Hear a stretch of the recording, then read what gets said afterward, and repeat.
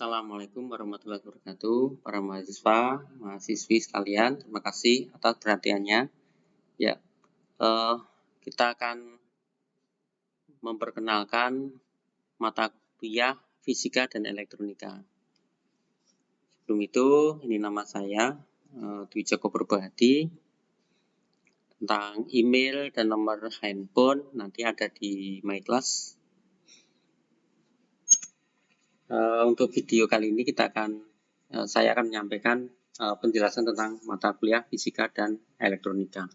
Isinya apa, berapa chapter, metodenya bagaimana, berapa SKS, kemudian tugas-tugasnya apa saja, apa pentingnya, terutama itu ya, apa pentingnya fisika ini untuk anak TI. Sebab banyak pertanyaan, lu kok fisika kok diajarkan di TI? Yang diajarkan apa sih, gitu dan seterusnya, nanti bisa diikuti ya. Setelah Anda masuk di My Class ini, yang pertama ini foto saya, kemudian ini judul mata kuliahnya fisika dan elektronika TI 101 2 SKS. Ini email saya, ini HP saya. Kemudian ini tentang deskripsi mata kuliah, silakan nanti Anda baca. Jadi ini salah satu materi yang cukup penting bagi mahasiswa teknologi informasi adalah fisika. Materi ini dirancang khusus supaya mahasiswa memiliki wawasan tentang peralatan IT yang sangat berkaitan erat dengan kelistrikan. Jadi kenapa fisika ini disampaikan? Ada kaitannya dengan sistem kelistrikan. Jadi kita akan belajar tentang listrik. Tapi tinjauannya adalah listrik yang kita jumpai sehari-hari seperti mungkin colokan, grounding, lampu, AC yang kita sering temui sehari-hari di mana gitu ya. Ini dan tujuan utama mata kuliahnya adalah agar supaya mahasiswa mampu mendesain sebuah green data center. Mendesain dalam arti tidak keseluruhan tapi secara global kelistrikannya, bukan didesain tentang IT-nya. Walaupun nanti disinggung juga tentang IT-nya. Tetapi hanya dalam rangka untuk memperkenalkan sistem kelistrikannya. Bagaimana sih kaitan antara alat IT dengan kelistrikannya. Dan terutama di data center, tadi kita tahu data center di situ kalau di Indonesia itu ada beberapa kota yang di sana ada perusahaan yang mengelola data center seperti di Jakarta, Medan, Bali, kemudian Ujung Pandang. Itu ada perusahaan-perusahaan yang mengelola data center. Jogja gitu ya, ada data center juga. Nah, ini diawali dengan memahami dasar-dasar sistem kelistrikan ya. Mulai dari hukum Ohm, hukum Kirchhoff 1 2, sumber daya, analisis rangkaian, perhitungan energi.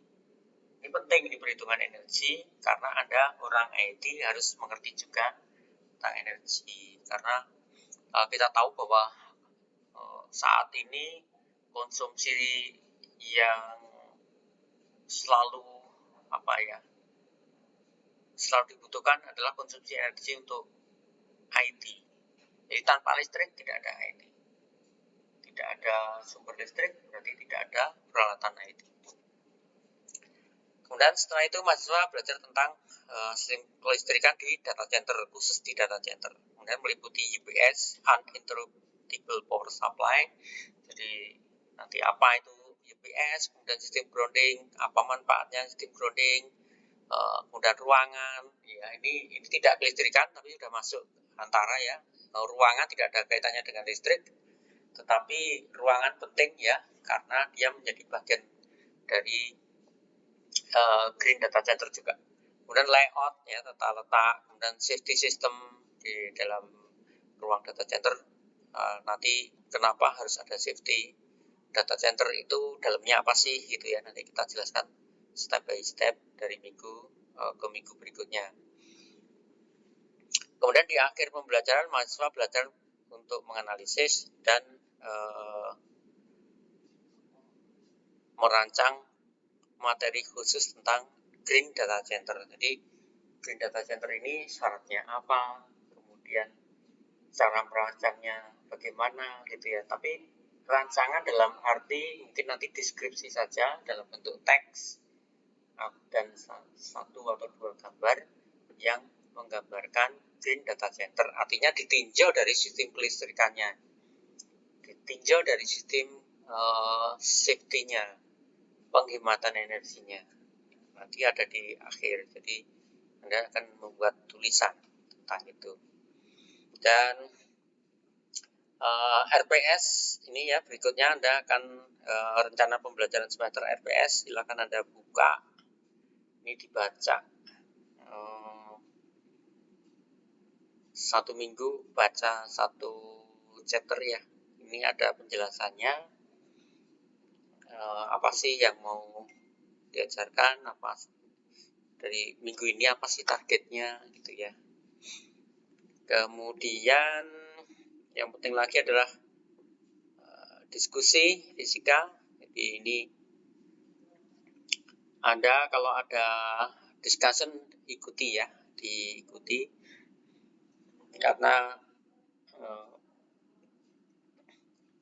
ada baiknya Anda memberikan pendapat gitu ya, karena itu untuk mengolah cara berpikir Anda tentang kaitan antara fisika dan IT. Dan akan ada beberapa topik nanti yang akan saya sampaikan, dan Anda bisa memberikan pendapat. Lalu apa gunanya keaktifan Anda? Ya, ini bisa menambah nilai, walaupun tidak langsung, tapi bisa menambah nilai. Artinya gini, yang bersifat nanti ada tugas-tugasnya, ada yang kuis, ada juga tugas dalam bentuk tulisan. Nah, karena Anda sering memberikan pendapat, menulisnya jadi lebih gampang gitu. Intinya di sana. Kemudian ini petunjuk mata kuliah, silakan Anda klik. Di sini ada berapa tugasnya ya, tugas dan bobot, ini yang penilaiannya ya. Ada 16 chapter. Ini ada kuis, praktikum.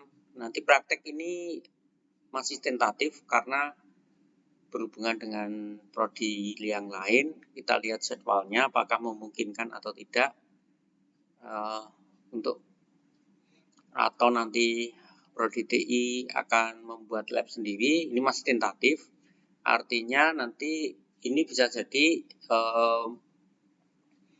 bentuknya penugasan yang itu sifatnya praktik, Anda bisa melakukan di rumah, tapi ini masih tentatif ya. Kita baru menyusun perizinannya, tapi kalau materinya itu yang berkaitan dengan menggunakan alat ukur listrik, yaitu multimeter. Kalau Anda tahu multimeter, ya nanti kita jelaskan satu persatu. Ada kuis, ada praktek, ada ini ujian UCP, itu ujian capaian pembelajaran, ada 1, 2, 3 gitu ya. Nanti Anda kalau ada kuis dikerjakan ya, jadi kuisnya dikerjakan. Kalau seandainya masih kurang, Anda bisa mengulang lagi nanti di sebelum UCP 1. Jadi sebelum UCP 1 kita beri kesempatan 2 kali ya. Jadi kesempatan pertama adalah di minggu itu, setelah itu tutup. Anda punya kesempatan 1 kali menjawab kuis. Kemudian nanti akan, kalau nilainya kurang optimal, nanti ketika di pertemuan ke-7 kita on-kan semua. Kuis 1, kuis 2, kuis 3, kuis 4, kuis 5 kita on-kan semua. Anda bisa mengulang lagi. Ya, caranya ya harus belajar dulu ya dari 1 sampai 7. Demikian seterusnya. Kalau misalkan kuis 7, 8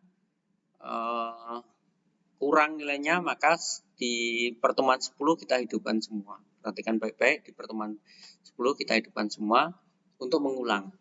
Kesempatan mengulang hanya 1 kali. dan seterusnya sama seperti itu. Kemudian kehadiran ya, total bobotnya ini 90 ya, untuk tugas-tugas 90, kemudian kehadiran bobotnya adalah 10. Nah, ini nilainya, konversinya ini sudah standar UMY. Untuk Anda biar bisa memulai nilai A itu harus di atas 80 dan seterusnya. Nanti silakan dibaca. Diteliti, dibaca. Nah, satu lagi di sini ada baiknya Anda mendownload aplikasi model supaya bisa membuka materi-materi dengan lebih nyaman ya. Tapi ini basisnya adalah Windows. Jadi kalau Anda Mac, silakan cari sendiri di internet model application untuk Mac atau untuk handphone, model application untuk handphone. Itu lebih nyaman karena Anda tidak perlu login berkali-kali ya. Cukup sekali login, kemudian kalau berikutnya tinggal ngejalanin aplikasi itu udah masuk ke mata kuliah. Kalau ada 8 mata kuliah ya di situ akan tampil 8 mata kuliah. Nah, ada kemungkinan saya nanti akan menggunakan SCORM ya. SCORM itu bentuk materi yang khusus yang mungkin atau 1 atau 2 materi nanti bentuknya SCORM. Jadi biar bisa interaktif gitu. Tapi belum. Jadi ini sifatnya masih tidak wajib. Anda langsung ke website ini boleh, download pakai aplikasi ini juga boleh, silakan. Nanti bisa di-download kemudian diinstal. Anak TI harus untuk khusus instalasi dibiasakan untuk tidak bertanya. Pokoknya dilakukan instalasi harus bisa sendiri. Nanti akan ketemu apa URL, apa itu username, apa itu password, gimana saya cara memperoleh informasi itu, didapat dari mana. Itu merupakan bagian dari pembelajaran di lingkungan TI UMY. Kemudian materi-materinya ini jadi ada 16 ya, 1, 2, 3, 4 dan seterusnya sampai 16 materi. Ya, 16 materi. Kemudian tugas-tugasnya ada kuis. Nah, ini harus presensi. Ini ada klik nanti presensi untuk mengakses kuis ini. Jadi harus presensi dulu. Dan seterusnya. Jadi tidak ada ujian akhir atau midterm. Semuanya adalah dari minggu ke minggu Anda harus ngumpulin nilai. Kira-kira seperti itu, baik dari presensi maupun menjawab kuis. Jadi nanti kalau sudah komplit semua ya sudah tinggal nunggu nilai. Dan nilainya saya kira sudah bisa diukur nanti di konversi itu. Kita usahakan Anda memperoleh feedback ketika mengerjakan kuis nilainya berapa. Oke, mungkin dari saya seperti itu ya. Sekali lagi, kenapa belajar fisika untuk anak TI? Jadi fisikanya ini adalah fisika yang berkaitan dengan pekerjaan kelak Anda sebagai profesional bidang IT. Lebih khusus lagi, lebih menjadi perhatian bagi Anda yang mungkin ada kesempatan untuk bekerja di perusahaan IT yang bergerak di bidang data center pelayanan data. Jadi kalau di Indonesia itu ada beberapa kota ya, Jakarta, Medan, Surabaya, Jogja, Denpasar, Makassar. Itu merupakan pusat-pusat data center. Nah, kalau Anda bekerja di data center, paling tidak itu mengetahui sistem kelistrikannya. Aman tidak, bagaimana cara menghemat, ya, apakah kualitas listriknya udah bagus atau belum, gimana sih cara memilih alat IT supaya listriknya hemat, karena itu walaupun hanya 10% ya, penghematan itu hanya nilainya 10% aja, maksimum 15 lah gitu, kalau 20 ya agak ekstrim ya, antara 10 lah gitu, 10 udah bagus. Jadi kalau operasional perusahaan jadi pemasukan 2 miliar atau 10 miliar, kemudian Anda bisa menghemat 10%, artinya menghemat 1 miliar. Ya lumayan. Ya, daripada untuk listrik yang terbuang ya dalam bentuk panas gitu, atau set suhunya terlalu rendah gitu. Intinya pemborosan itu harus dihindari, dan untuk caranya adalah Anda harus mengetahui hal-hal penting dalam listrik. Nah, inilah fisika dan elektronika itu diajarkan untuk Anda. Cukup sekian pengenalan mata kuliah ini. Terima kasih. Saya akhiri. Assalamualaikum warahmatullahi wabarakatuh.